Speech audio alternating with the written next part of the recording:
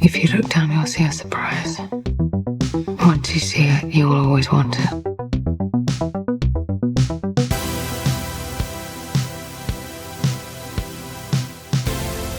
nvidia have just had their earnings call for Q3, and to no one's surprise, new records have been set. The data center revenue in particular reached a record high of $14.5 billion, so a staggering 279% increase compared to the same period last year, and a 41% increase over last quarter, all thanks to the AI gold rush. Despite that, nvidia is being conservative in their guidance for next quarter because of the new US bans on export of AI chips to China. What might come as a surprise is nvidia's positive results in gaming, with an 81% growth versus last year and a slight improvement over last quarter. Well, as it turns out, perhaps we should start naming gaming something else, as it looks like nvidia is yet again lying to its customers and investors.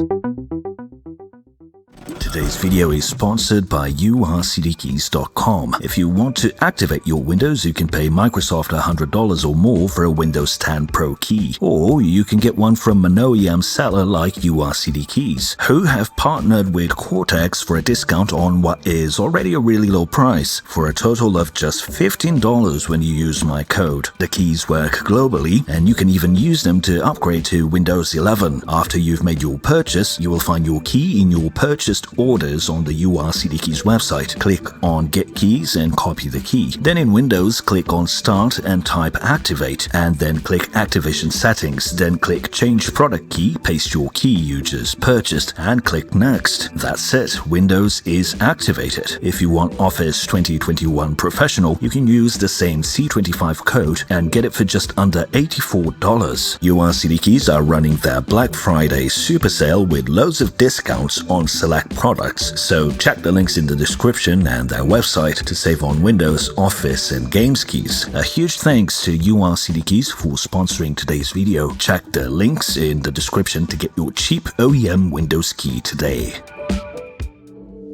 So doing a quick breakdown of revenues, we see that nvidia is now clearly a data center company and no longer a gaming-centric company, with the data center at $14.5 billion revenue for just last quarter, which is, by the way, something I predicted would happen in the last quarter analysis when I said the sales of AI products and services would continue to increase for them until the AI bubble burst, probably sometime in 2024. If you remember, I did a comparison to Cisco during the dot-com boom, who went through a similar gold rush bubble. It's not surprising to anyone really, given the positive outlook from cloud hyperscalers in general, like Microsoft's Azure, which I will be covering in the near future, by the way. But still, $14.5 billion in one quarter for data center alone is just a staggering amount of money, which will probably make nvidia end the year as the semiconductor winner, ahead of even TSMC in terms of revenue. Visualization and auto returned to positive year-over-year growth, but it's gaming that really comes as a surprise, given the horrendous performance at this time last year, when the stock of GPUs was not getting off the shelves because of the excess created by the last crypto boom. It would appear that nvidia has solved that issue and is now selling through the 40,000 series, with revenue for last quarter at $2.85 billion, an 81% increase over the same period last year. But is nvidia really selling that many 4,000 GPUs to gamers? Before we get to that, it should be noted that nvidia's margins are now at 75% and their cash position sits at a healthy $18 billion, with cash and equivalents in securities and such. So when it comes to securing future wafer capacity at TSMC, it will be difficult for nvidia's rivals to have the same arguments as nvidia. And the same goes for taping out chips, which go for $1 billion per GPU that nvidia designs. Nvidia's treasure trove means they have an extremely solid investment capacity for the next generation of GPUs. So even if AMD or Intel were to somehow make better GPUs than NVIDIA next gen, NVIDIA will just gobble up all the capacity if needed. Not that it will come to that. Now, when you look at NVIDIA's outlook statement, this jumps out. Our sales to China and other affected destinations derived from products that are now subject to licensing requirements have consistently contributed approximately 20 to 25% of data center revenue over the past past few quarters. We expect that our sales to these destinations will decline significantly in the fourth quarter of fiscal 2024, though we believe the decline will be more than offset by strong growth in other regions. What products are nvidia referring to? Anything exceeding certain performance thresholds. So that's the A100, A800, H100, H800, L4, L40, L40S, and the RTX 4090. The 4090, but isn't that a gaming GPU? Maybe the US government doesn't want China to experience real-time ray tracing in Cyberpunk.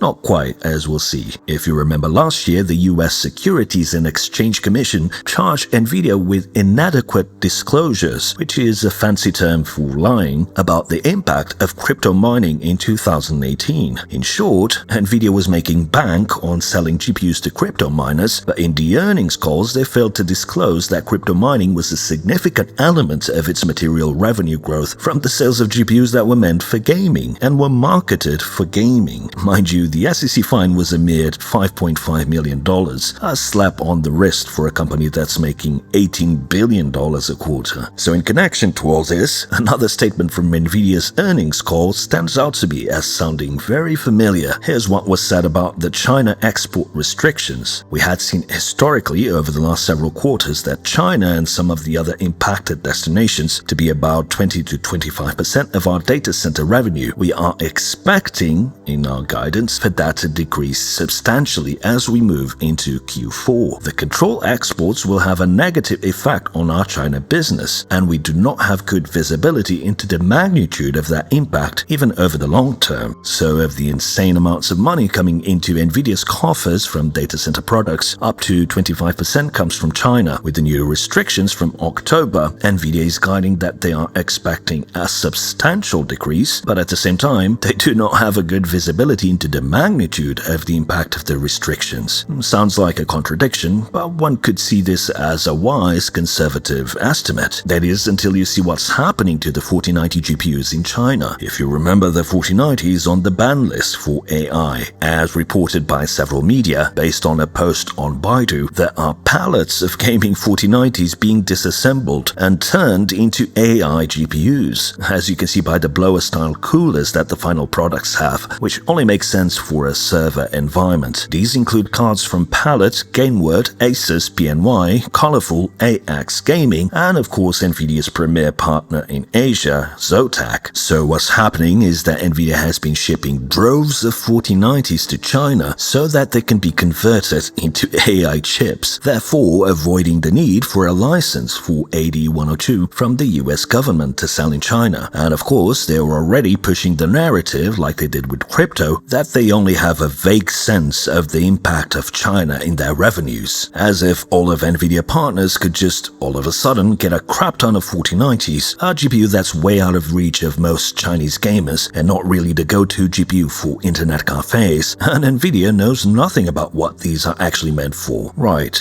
just like with crypto. Remember how nvidia's gaming revenue for this quarter surprised everyone with a healthy growth? Well, now you know where that's coming from. It's Crypto 2.0 for their gaming segment. Now you might wonder, why would Jensen Huang and fellow board members risk yet another scandal with the SEC? Well, firstly, when the consequences of lying to investors is just a slap on the wrist, it's a bit of a joke to them to be fined. Secondly, the rewards are tremendous for nvidia's board. Jensen alone has a 3.6% stake in nvidia, and thanks to the massive growth of nvidia's revenue this year, Jensen has gone from having a fortune of $13.8 billion earlier this year to $43.5 billion now. That's right, Jensen Huang is now worth $43.5 billion, making him the 27th richest person on Earth, according to the Bloomberg Billionaires Index. So yeah, it's definitely worth the risk. If you think crypto and AI are one-offs, then you don't know anything about nvidia's past. But here's something about their future, another lawsuit,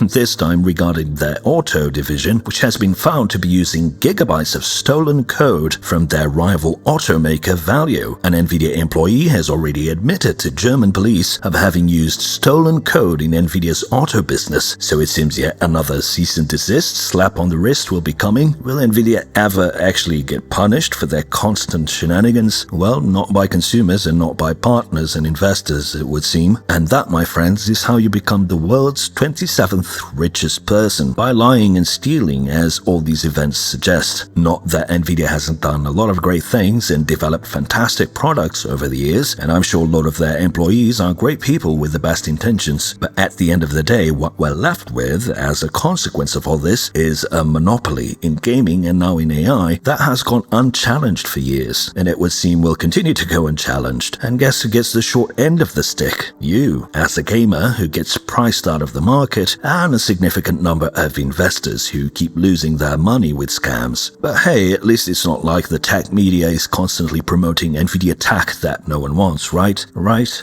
Anyway, as I said, I'll be looking at Microsoft in an upcoming video as there are some interesting things happening there, and I will be re-uploading my video on the awesome AWOL projector with some better info, as I think the original video didn't explain the product correctly or talk about the value proposition in a way that was informative to you guys. I'll be correcting that soon-ish. Be sure to subscribe so you don't miss my continued analysis. Thanks for watching, and until the next one.